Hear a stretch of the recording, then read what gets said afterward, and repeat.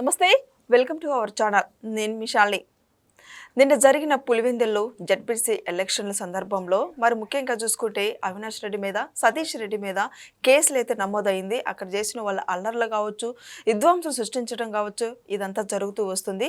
అయితే దీని మీద పూర్తిగా విశ్లేషించడానికి మనతో పాటు స్టూడియోలో ఉన్నారు పొలిటికల్ అనలిస్ట్ శ్రీలీల గారు ఉన్నారు. వారిని అడిగే విషయాలన్నీ తెలుసుకునే ప్రయత్నం చేద్దాం. నమస్కారం మేడం. నమస్తే అమ్మా.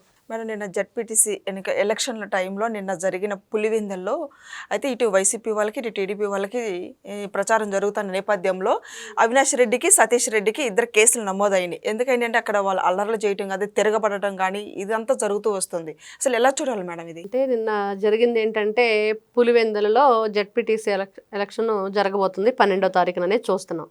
దానికి సంబంధించి ఏదైనా ఈ ప్రచారాలు కానివ్వండి, ఎక్కడైనా సరే ఎలక్షన్ అంటే రెండు వైపున కూడా ఆ ఏ పార్టీకి సంబంధించిన వాళ్ళు వెళ్ళి ప్రచారం చేసుకుంటారు, మాకు ఓట్లేండి, అదన్నీ కూడా సర్వసాధారణం. కానీ ఇక్కడ మనం వింటున్న కథనాల ప్రకారం టీడీపీ వాళ్ళని రెచ్చగొట్టే విధంగా వైఎస్ఆర్సీపీ పార్టీకి సంబంధించిన శ్రేణులు పనిచేశాయని అక్కడ, దానివల్లనే వీళ్ళు మరి ఆ రెచ్చగొట్టే ప్రక్రియలోనే వీళ్ళు రియాక్ట్ అయ్యారని, దాని ద్వారా అక్కడ గొడవలు జరగటం, మరి ముందుగానే వాళ్ళు ఆల్రెడీ రెచ్చగొట్టారంటే వాళ్ళ దగ్గర అన్నీ కూడా పెట్టుకొని ఉంటారు ఆయుధాలు. కొంతమంది గాయాలైనవి, మరి వాహనాలు అవి ధ్వంసం చేశారు. మరి నేను చూస్తే కట్ చేస్తే అన్నట్లుగా సీను పోలీస్ స్టేషన్లో చూస్తే మరి ఎంపీ అవినాష్ రెడ్డి అంటే ఎంపీ అవినాష్ రెడ్డి అంటే ఎవరికి తెలియదేమో, చిన్నపిల్లడు అమూల్ బేబీ అంటే తెలుస్తుందేమో. జగన్మోహన్ రెడ్డి ముద్దుగా పిలుచుకుంటాడు. జగన్మోహన్ రెడ్డి ఒక డైపర్ బేబీ అను, ఆయన ఒక అమూల్ బేబీ. అయితే వీళ్ళు మాట్లాడిన మాటలు, మరి వీళ్ళు అక్కడ ఏం చేశారంటే, ఈయనేమో అసలు నిజంగా అవినాష్ రెడ్డి చిన్నపిల్లోడే, అంత సైలెంట్గా ఉన్నాడు పోలీస్ స్టేషన్లో. సతీష్ రెడ్డి నిన్నగా మొన్న వైఎస్ఆర్సీపీ పార్టీలోకి వచ్చేసి ఎగిరెగిరి పడుతున్నాడు, నిన్న మామూలుగా కాదు. మరి ఏంటో, మరి అంత ధైర్యం ఏంటో, మరి అంత అవినీతి చేసి కూడా వాళ్ళు ఆ విధంగా మాట్లాడడానికి కారణం ఏంటో తెలియదు. కానీ అసలు అక్కడున్న పోలీస్ అధికారితో అతను మాట్లాడే విధానం చూస్తే మొత్తం కార్యక్రమానికి రెచ్చగొట్టే ప్రక్రియలో కీలక పాత్ర పోషించింది సతీష్ రెడ్డి అనేది మాత్రం క్లియర్గా అర్థమవుతుంది. ఏదైనా ఎవరైనా నువ్వు ఒక పెద్ద తరహా వ్యక్తిత్వం కలిగిన వ్యక్తిగా, ఒక పెద్ద మనిషిగా వ్యవహరించే తీరు అది కాదు. పోలీస్ స్టేషన్కి వచ్చి పోలీసుల మీద నువ్వు దౌర్జన్యం చేస్తే ఎలా? అక్కడ ఏం జరిగింది, ఎవరిది తప్పు, ఎవరిది ఒప్పు? టీడీపీ వాళ్ళ తప్పు ఉంటే తప్పని చెప్పు, వైఎస్ఆర్సీపీ పార్టీ వాళ్ళ తప్పు ఉంటే తప్పని చెప్పు, తప్పును ఖండించండి.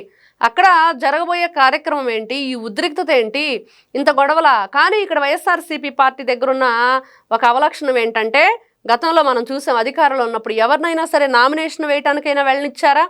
గతంలో ఇట్లాంటి ఉప ఎన్నికలు కానివ్వండి, ఎలక్షన్స్ కానీ, ఎంపీటీసీ జడ్పీటీసీ జరిగినప్పుడు తురకా కిషోర్ మరి మున్సిపాలిటీ ఎలక్షన్కి సంబంధించి అక్కడ నామినేషన్ వేసే క్రమంలో వీళ్ళు వేయనివ్వకుండా చేస్తున్నారన్నప్పుడే విజయవాడ నుంచి పల్నాడు వెళ్ళారు బోండా ఉమా వీళ్ళందరూ కూడా.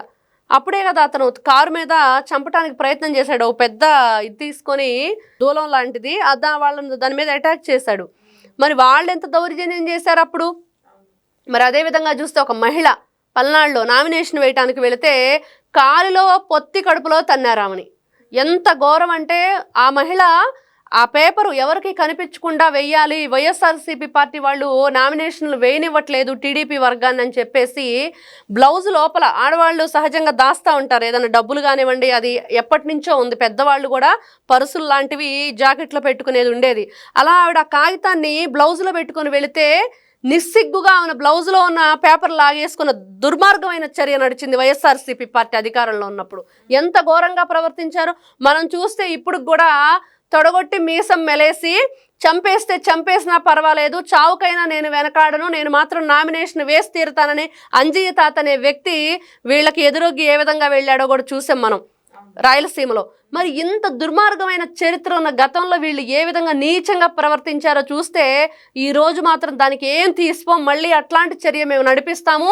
కూటమి ప్రభుత్వం అధికారంలో ఉన్నా కూడా మేము మాత్రం రెచ్చగొట్టి మరి మిమ్మల్ని ఈ విధంగా కొట్టైనా సరే, మేము కొట్టించుకోనైనా సరే ఇట్లాంటి విధ్వంసాన్ని సృష్టిస్తామన్నట్లుగా చేశారు. ఇక్కడ దెబ్బలు తగిలినాయి రెండు వైపులా కూడా. మరి విధ్వంసం జరిగినప్పుడు ఎవరు తప్పంటే వీళ్ళ బ్యాక్గ్రౌండ్ ఏంటి, గతంలో ఏం చేశారు వీళ్ళంటే, ఇవన్నీ ఇప్పుడు మనం చెప్పుకున్నవన్నీ కూడా వస్తాయి. ఎలక్షన్ ఎక్కడ కరెక్ట్గా నడవనిచ్చారు వీళ్ళు? అసలు నామినేషనే వేయనివ్వలేదే. మరి ఈ రోజున ఎక్కడి నుంచి వచ్చింది మీకు ఇదంతా? సతీష్ రెడ్డి అనే వ్యక్తికి కొంచెం అయినా బుద్ధి, బుర్ర, ఆలోచన జ్ఞానం ఉంటే, ఆలోచించే వ్యక్తి అయితే అతను మాట్లాడే మాటలకి, అతను చేసే పనులకి ఏమాత్రం సంబంధం ఉందా? అక్కడ ఒక పోలీస్ ఆఫీసర్ని క్వశ్చన్ చేసే హక్కు ఉందా అతనికి? చేసింది ఏంటి, అందుకనే కేసు ఫైల్ చేశారు. సతీష్ రెడ్డిని కానీ అవినాష్ రెడ్డికి అంతకుముందు బాబాయ్ ఏదైతే చంపేసిన కేసులో వీళ్ళందరూ కూడా ఉన్నారో నిందితులుగా, వాళ్ళ బెయిల్ రద్దు చేయాలి, వీళ్ళకి మాత్రం కఠినమైన శిక్ష విధించాలి. ఇప్పుడు ఈ కేసులో నాన్ బెయిల్ కేసు నమోదైంది వీళ్ళిద్దరికి. అవును, వేయాలి. రిమాండ్కి వేసి జడ్జి గారి ముందు నిలబెడితే కానీ వీళ్ళ బ్రతుకు బండారం అంతా బయటకు తీరు, వీళ్ళ చరిత్ర ఏంటి అనేది. అసలు ఏంటిది, ఒక క్రమశిక్షణ కోల్పోయి మరి అక్కడ ఏదైతే ఎలక్షన్ కోడ్ నడుస్తుందో దాన్ని అంతా ఉల్లంఘించేసి ఇష్టానుసారంగా, అంటే ఎవరిది వాళ్ళు పార్టీ నిలబెట్టుకోకూడదా, ఎవరి పార్టీ కోసం వాళ్ళు పనిచేయకూడదా? గతంలో అసలు కనీసం నామినేషన్ వేసే వాళ్ళని కూడా మీరు రానివ్వలేదే, రాడ్లు తీసుకొని ఎగబడే స్తంతానికి వెళ్ళారు కదా. మరి ఈ రోజున ఏంటి పరిస్థితి? ఈ రోజున ఒక మహిళ నామినేషన్ వేసింది, అక్కడ ఆవిడ జెడ్పీటీసీగా పోటీ చేస్తుంది, ఎలక్షన్ రాబోతుంది, ఎవరికి వాళ్ళు ప్రచారం చేస్తున్నారు, మధ్యలో వీళ్ళ రెచ్చగొట్టే విధానం ఏంటి? ఎంత రౌడీ మూకంటే మనం ఈ రోజున వింటున్నాం తిరుపతిలో ఏం జరిగిందో. అవును, భూమన కరుణాకర్ రెడ్డితో పాటు కొంతమంది చాలా మంది అక్కడ అల్లర్లు. వాళ్ళ కొడుకు భూమన కరుణాకర్ రెడ్డి కొడుకు అభినయ్ రెడ్డి, అతని స్నేహితుడు అనిల్ రెడ్డి, ఇంకా కొంతమంది వ్యక్తులు వాళ్ళందరూ కలిసి ఆ అబ్బాయిని ఎంత దుర్మార్గంగా కొట్టారు, ఎంత కిరాతకంగా అతన్ని ఈ రోజున బ్రతికున్నాడో చనిపోయాడో కూడా తెలియని పరిస్థితి. వీళ్ళకున్న ఇంకో దుర్మార్గమైన అలవాటు ఏంటంటే నయనానందం, కళ్ళకి అక్కడ రాక్షసుల్లాగా రాక్షసానందం పొందుతూ అక్కడ ఏదైనా కార్యక్రమం జరుగుతుంటే దాన్ని వీడియోల్లో బంధించి ఎవరికైనా పంపించడం, మరి అదేవిధంగా వీళ్ళు వీడియో కాల్లో చూడటం. మరి అదే కదా సొంత ఎంపీ అయిన రఘురామకృష్ణరాజు గారు వైఎస్ఆర్సీపీ పార్టీ అధికారంలో ఉన్నప్పుడు, ఆయన ఎంపీగా ఉన్నప్పుడు ఆయన ఎటువంటి రిపోర్టు లేకుండా అరెస్ట్ చేసి అక్రమంగా అన్యాయంగా మరి తీసుకెళ్లి వీళ్ళు చిత్రహింసలు చేస్తూ మరి అతన్ని కట్టేసి మంచానికి, మరి అతను ఎవరో వచ్చి గుండెల మీద కూర్చుంటే ఆ మంచం కూడా ఇరిగిపోయింది. అతనికి అప్పటికి 1 రోజులో 40 రోజులో హార్ట్ సర్జరీ చేయించుకొని. మరి ఇన్ని విధాలుగా వీళ్ళు చేస్తుంటే ఇక్కడ చూస్తే వీళ్ళు దళితుల పట్ల నా ఎస్సీలు, నా ఎస్టీలు, నా బీసీలు, నా మైనార్టీలు అని చెప్పుకునే జగన్మోహన్ రెడ్డి దళితులకు ఏం చేశాడంటే, డాక్టర్ సుధాకర్ ఒక దళిత డాక్టర్ని అన్యాయంగా అక్రమంగా వీళ్ళు పట్టణ పెట్టుకోవటం, ఒక దళితుడైన కోడికత్తి సీన్ ఇప్పటికి కూడా బయటకు రానివ్వకుండా జగన్మోహన్ రెడ్డి కోర్టుకు వెళ్లకుండా చేస్తున్న తీరు, ఒక గులకరాయి కేసులో సతీష్ని ఏ విధంగా వీళ్ళు గతంలో చేసిన అమానుషమైన క్రియ. మరి అదేవిధంగా చూస్తే డోర్ డెలివరీ ఇచ్చిన డ్రైవర్ సుబ్రహ్మణ్యంలోనే డోర్ డెలివరీ చేసింది ఒక దళితుని చంపి. మరి వీళ్ళు దళితులకు ఎక్కడ మంచి చేశాడు జగన్మోహన్ రెడ్డి? ఒక్కసారి జగన్మోహన్ రెడ్డి గారు ప్రెస్ ముందుకు వస్తే ఈ క్వశ్చన్స్కి ఆన్సర్ చేసే ధైర్యం అతనికి ఉందా? అతను సమాధానం చెప్పగలడా? ఈ రోజున భూమన కరుణాకర్ రెడ్డి అనే వ్యక్తి మరి తిరుపతిలో నా మనుషులు ఉన్నారు, వేల సంఖ్యలో నా వాళ్ళు ఉన్నారని చెప్పి ఇదేనా? ఇక్కడ పోలీస్ వ్యవస్థను ప్రక్షాళన చేయాలి తిరుపతిలో. ఎందుకు వాళ్ళ చేతిలో లాఠీ వచ్చింది? ఎందుకు ఆ దళిత యువకుడిని ఇంత దుర్మార్గంగా వాళ్ళు కొట్టారు? అసలు నరరూప రాక్షసుల్లాగా ప్రవర్తించారు, అసలు గొడ్డును బాదినట్టు బాదారు. అసలు మనిషేనా? ఆ అబ్బాయి పాపం చిన్న వయసు, ఆ అబ్బాయికి ఒక 22 ఏళ్ళేమో ఉంటాయేమో. మీకు ఏదైనా ఇక్కడ విషయం ఏంటంటే, గతంలో విన్నాం మనం, డ్రైవర్ సుబ్రహ్మణ్యాన్ని ఎందుకు చంపాడు ఎమ్మెల్సీ అనంతబాబు డోర్ డెలివరీ ఇచ్చాడంటే, స్వయంగా డ్రైవర్ సుబ్రహ్మణ్యం తండ్రి చెప్పిన మాటలు, ఇతను ఒక కిరాతకమైన మనిషి ఎమ్మెల్సీ అనంతబాబు, అదేవిధంగా అతను స్మగ్లింగ్ చేస్తాడు, గంజాయి అమ్మిస్తాడు, ఇంకా రకరకాల వ్యాపారాలు ఉన్నాయి, అవన్నీ కూడా మా అబ్బాయికి తెలిసినాయి కాబట్టి ఎవరికైనా చెప్తాడేమో అన్న అనుమానంతో వాళ్ళ విషయాలు ఎక్కడ బయటకు వస్తాయో, వాళ్ళ అవినీతి ఎక్కడ బయటపడుతుందో అన్న ఒక కారణంతో మాత్రమే చంపాడనేది. ఈ రోజున కూడా తిరుపతిలో ఏదైతే భూమన కరుణాకర్ రెడ్డి కొడుకు అభినయ్ రెడ్డి ఆఫీసులో దాడి జరిగిందో, దళితుడైన పవన్ అనే ఒక డ్రైవర్ని వీళ్ళు ఏ విధంగా అమానుషంగా కొట్టారో అతని విషయంలో కూడా ఇదే అనుమానం ఈ రోజున అందరికి కలుగుతుంది. ఈ రోజు అంబటి రాంబాబు మాట్లాడుతున్నాయి. జెడ్పీటీసీ ఎలక్షన్ల టైం ప్రచారం జరుగుతున్న సమయంలో ఎలక్షన్లకి ఇప్పుడు ఎదురు తిరిగి దాడికి పంపిస్తున్నారు పోలీసుల్ని. ఇప్పుడు భూమన కరుణాకర్ రెడ్డి కాడ నుంచి మొత్తం ఆయన శాంతి భద్రత లేదు అని అంబటి రాంబాబు వ్యాఖ్యలు చేస్తున్నారు. అంబటి రాంబాబు అప్పుడు ఏమైపోయాడు మరి? వైఎస్ఆర్సీపీ పార్టీ అధికారంలో ఉన్నప్పుడు దుప్పటి ముసుకేసుకుని నిద్రపోతున్నాడా ఏంటి? గుంటూరులోనో సత్తెనపల్లిలోనో. మరి ఆ రోజున కనీసం వైఎస్ఆర్సీపీ పార్టీ అధికారంలో ఉన్నప్పుడు నామినేషన్ కూడా వేయనివ్వలేదు కదా టీడీపీ వాళ్ళని. కనీసం బయటకు రానిచ్చారా? ఒక మహిళ నామినేషన్ వేయడానికి వెళ్తుంటే ట్రాక్టర్తో తొక్కిచ్చారు, ఇంకొక మహిళని తన్నారు. ఇవన్నీ అప్పుడేమైపోయాడు అంబటి రాంబాబు? అప్పుడు మాట్లాడటానికి తెలియలేదా? అప్పుడు మాట్లాడటానికి బోండా ఉమా వాళ్ళ కారు మీద దౌర్జన్యంగా, తురకా కిషోరు దౌర్జన్యంగా వాళ్ళ మీద మరి చంపేయటానికి ప్రయత్నం చేశాడు. మరి ఆ రోజు ఎక్కడికి వెళ్ళాడు అంబటి రాంబాబు? అప్పుడు తెలియలేదా అంబటి రాంబాబుకి? మరి అంబటి రాంబాబుకి నిద్రలోంచి ఇప్పుడు గబకన మెలకు వచ్చిందా, లేకపోతే ఉలిక్కిపడి లేచాడా? మరి అలానే ఉంది. ఈ రోజున నిద్రలోంచి లేచి మాట్లాడుతున్నట్లున్నాడు అంబటి రాంబాబు. ప్రెస్ మీట్ అలా ఉంది.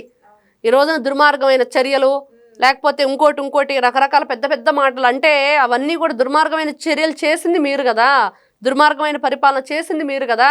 ఈ రోజున కూటమి ప్రభుత్వం అధికారంలోకి వచ్చాక మరి ఎలా ప్రజలు మంచిగా ఉంటున్నారో మనం చూస్తున్నాం. సంక్షేమ పథకాలు అందుతున్నాయి, మరి ఉచిత బస్సు చూస్తున్నాం, ఇంకా రకరకాల కార్యక్రమాలన్నీ అందుతున్నా జడ్పీటీసీ ఎలక్షన్లో మీరు సృష్టించిన విధ్వంసానికి ఈ రోజు నేను ప్రెస్ మీట్ పెట్టి మరి మాట్లాడుతున్న మాటలు నిద్రలో ఉలిక్కిపడి లేసి మాట్లాడుతున్నట్టు తప్పించి, జగన్మోహన్ రెడ్డి చెప్పాడు కదా కళ్ళు మూసుకుంటే ఇట్లా అయిపోయిద్దని. వీళ్ళందరూ కళ్ళు మూసుకొని తెరిచి మాట్లాడతారు, ఒకసారి కళ్ళు మూసుకుంటారు, ఎప్పుడో ఉలిక్కిపడి గుర్తొస్తాయి ఇట్లాంటివన్నీ జరిగినప్పుడు. అప్పుడు జగన్మోహన్ రెడ్డి దగ్గర నుంచి ఫోన్ కాల్స్ వస్తాయి, మాట్లాడాలి, అందరూ స్క్రిప్ట్ పంపిస్తుంది సాక్షి ఛానల్. ఆ స్క్రిప్ట్ ముందులో పెట్టుకొని వీళ్ళు మాట్లాడుతుంటారు, అవి ప్రింట్అవుట్లు తీసుకొని పేపర్లు పెట్టుకొని వాటన్నింటినీ మాట్లాడుతూ ఉంటారు. ఇదే వీళ్ళ పని. కాబట్టి ఇక్కడ ఏదైనా సరే మనం ముందుగా చెప్పుకోవాలంటే ఎలక్షన్ గురించి వీళ్ళు చేసిన దుర్మార్గమైన చర్య, గతంలో వీళ్ళు ఏం చేశారు, ఎలాంటి దుర్మార్గానికి పాల్పడ్డారు, ఎన్ని విధాలుగా అసలు నామినేషన్ కూడా వేయనీయకుండా చేశారు. ఆ నామినేషన్ పేపర్ అయినా అక్కడ తీసుకెళ్ళగలిగారా అప్పట్లో? మరి ఈ రోజున మీరు మాట్లాడతారు కూటమి ప్రభుత్వం గురించి, అక్కడున్న స్థానికంగా ఉన్న పోలీస్ స్టేషన్లోకి వచ్చి సతీష్ రెడ్డి లాంటి వాళ్ళు. కాబట్టి ఇక్కడ సతీష్ రెడ్డిని, అవినాష్ రెడ్డిని చాలా కఠినంగా శిక్షించాలి. వీళ్ళు ఎలక్షన్స్లో పార్టిసిపేట్ చేయటం కానీ, లేకపోతే అతనుకున్న ఎంపీ పదవి కానీ, ఇవన్నీ కూడా ఎక్కడా కూడా ఆ హక్కు అర్హత లేని వ్యక్తులు వీళ్ళు. కాబట్టి అక్కడ జరిగిన కార్యక్రమంలో ఏదైతే అలజళ్ళు అల్లర్లు జరిగినాయో దాంట్లో మాత్రం వైసీపీ పార్టీ కీలక పాత్ర పోషించిందనేది క్లియర్గా అర్థమవుతుంది. సో ఇదంతా చూశారు కదా, నిన్న జరిగిన పులివెందుల ఘటనలో మనం చూస్తూనే ఉన్నాం. అయితే అక్కడ వైసీపీ వాళ్ళు విధ్వంసం సృష్టించారని మనకు వస్తున్న సమాచారం. ఏం జరుగుతుందో నెక్స్ట్ వీడియోలో అయితే తెలుసుకుందాం. Thank you madam. నమస్తే.